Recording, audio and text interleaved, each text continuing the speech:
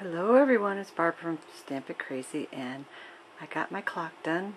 The tutorials on paperphenomenon.blogspot.com, and it took me quite a while. The only thing I don't have done is the scrapbook, but I wanted to show you this. I got the outside done, and I'll show you the outside before I show you the inside.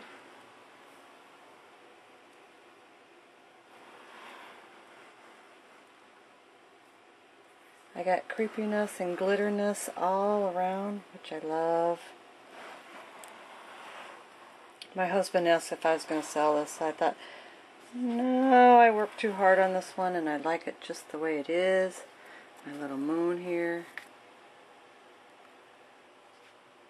And as you can tell, there's more glitterness. And then my creepy guy on top. And you're going to love the inside of this thing. If I could get it going with one hand here.